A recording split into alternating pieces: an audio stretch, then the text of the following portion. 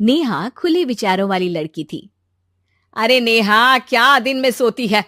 ससुराल में ऐसा नहीं चलेगा। वहां तो काम करना पड़ेगा, काम। जितना काम होगा कर लूंगी माँ, पर अगर कोई ये कहे कि सारा आराम छोड़कर सिर्फ काम ही करना है तो ना भी ना, मुझे नहीं करनी शादी। अरे, कैसी बात कर रही हो?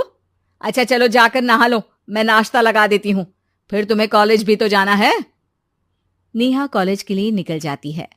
वो सोचने लगती है कि ससुराल में वो कैसे मैनेज करेगी। क्या हुआ नेहा, परेशान लग रही हो? अरे यार, तू तो मुझे जानती है ना, मुझे अपनी लाइफ बिल्कुल परफेक्ट चाहिए। लेकिन लग नहीं रहा लोग मानेंगे। यार, कहीं मेरी शादी ऐसे घर ना हो जाए जहां मेरी जिंदगी ही नरक हो जाए।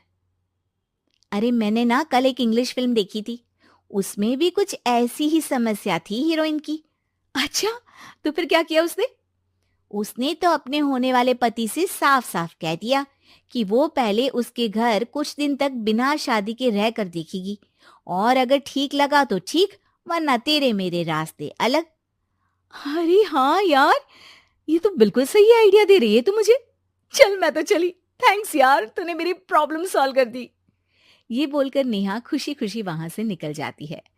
लेकिन पीछे से उसकी सहेली कहती है, अरे नेहा, नहीं नहीं, कुछ नहीं सुनना मुझे। ये बोलकर वो वहां से चली जाती है। हे भगवान, पूरी बात सुने बिना ही चली गई। अरे वो तो विदेशी फिल्म थी, वहां सब चलता है, लेकिन ये तो भारत है, सभ्यता और संस्कारों वाला देश, जहां शादी से पहले लड़की को ससुराल में नहीं रखा जाता। खैर, नेहा मस्त होकर घर आती है। नेहा, कल तुझे लड़के वाले देखने आने वाले हैं, और हाँ, इस बार कोई बहाना नहीं चलेगा। हाँ हाँ, आने दो आने दो, मैं तैयार हूँ शादी के लिए। अगले दिन लड़के वाले आते हैं, जहां लड़का कहता है, "अ, मुझे अकेले में लड़की से कुछ पूछना है।" हाँ हाँ, क्यों नहीं बेटा। जाओ नेहा, घर तो दिखा दो इन्हें। नेहा भी खुश हो जाती है कि उसे मौका मिल गया है लड़के से अपनी शर्त रखने का। देखो, मुझे ना शादी से बहुत डर लगता है। पता नहीं कैसी लड़की आए, तालमेल बना पाए कि नहीं मेरे परिवार से। मैंने कई घरों में रोज का क्लेश होते देखा है। तुमने तो मेरे दिल की बात कर दी। मैं भी यही सोच रही थी कि भाई सास तो अच्छी होनी चाहिए, पति सपोर्ट करे ना करे, रहना तो पूरे दिन सास के साथ है।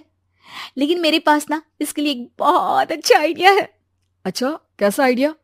क्यों ना शादी के पहले मैं कुछ दिनों तक तुम्हारे घर आकर रह लूं। तुम लोग मुझे समझ लेना, मैं तुम लोगों को समझ लूंगी। ठीक लगा तो शादी, वरना टाटा बाय बाय। क्यों? लड़के को नेहा की बात में दम लगता है। वो घर के सभी लोगों के सामने नेहा की बात रखता है। अरे पागल हो गई है क्या? ये कैसी शर्त है? अरे शादी से पहले मैं क्यों तुझे किसी और के घर भेजूंगी रहने? अरे लड़की के ख्याल तो 20 साल आगे के हैं, इतनी भी खुले विचारों वाली लड़की नहीं चाहिए हमें। अरे माँ, क्या बुरा और गलत बोल रही है ये? रहना तो हम दोनों का है ना। कल को कोई परेशानी आई तो तुम सब तो ये बोलकर निकल जाओगे कि जिंदगी तुम लोगों को ही निभानी है। तुम लोगों को जो करना है करो। तब क्या करूंगा बताओ? सबके समझाने पर वो लोग मान जाते हैं। वाह, मैं 2-3 दिनों में पैकिंग कर लूंगी, तो आकर मुझे ले जाना। और नेहा पहुंच जाती है विशाल के घर। आओ आओ, ये रहा तुम्हारा कमरा। इस घर में तुम एज अ गेस्ट रहो, लेकिन माँ तुम्हें बहू की तरह ही ट्रीट करेंगी, और तुम भी उन्हें सास की तरह ही रखना। बस फिर क्या था, शुरू हो जाता है लिव इन सास बहू का ड्रामा। अरे चाय तो बना दे बहू। जी सासू माँ, अभी लाई। नेहा चाय लेकर आती है कि बस चाय लेकर आई हो, इसके साथ पकोड़े भी ले आती। लेकिन आपने तो बताया ही नहीं कि आपको चाय के साथ पकोड़े भी चाहिए। हाँ हाँ, अब तो पता चल गया ना। रात को खाना खाने के बाद नेहा किचन में खटर पटर कर रही होती है। क्या हो रहा है वहां नेहा? माँ जी, मैं ना रात को अदरक वाली चाय पीकर सोती हूँ, ये मेरी आदत है। अच्छा, तो जरा मेरे लिए भी बना देना। दोनों सास बहू रात को चाय पीती हैं। अगले दिन नेहा, मैं मंदिर जा रही हूँ। मेरी साड़ी निकाल कर बेड पर रख दे। नेहा सास के लिए साड़ी निकाल कर रख देती है। वो देखती है कि उसके आने के बाद से सास ने घर का कोई भी काम करना छोड़ दिया है। यार मैं क्या करूं? ऐसा ससुराल तो मुझे नहीं चाहिए था जिसमें मैं ही सारा काम करूं। मैं तो ऐसा घर चाहती हूं जहां सास और बहू दोनों मिलकर किचन में काम करें। हे भगवान, रात को चाय पी ली, पेट में गैस बन गई। अब तो चला भी नहीं जा रहा है। मुझे तो ऐसी बहू चाहिए जो हेल्थ के प्रति कॉन्शियस हो, क्योंकि वो ठीक रहेगी तभी तो मैं ठीक रहूंगी। दोनों समझ जाती हैं कि वो लोग एक दूसरे के लिए नहीं बने हैं। अगले दिन नेहा, जरा चाय तो ले आना। नेहा चाय के साथ चिला भी बनाकर ले आती है। सास खा पीकर सो जाती है। अगली सुबह तेरी बुआ सास आ रही है, उसे मैंने तेरे बारे में बताया है। तभी वहां गंवार से एक महिला आ जाती है। चलो यहां से निकलो, कुछ नहीं है खाने के लिए, जाओ। ए नेहा, तमीज से बात करो। ये मेरी ननद यानी आशीष की बुआ है। हाय रे दैया, इतनी आकड़ वाली लड़की! अरे यही है ना जो शादी से पहले ही आकर बस गई है यहाँ पर। बस नहीं गई हूं, बसना है या नहीं ये डिसाइड करने आई थी। लेकिन इन लोगों के रिश्तेदार इतने गंवार हैं तो मैं तो ना कर रही इस घर में शादी।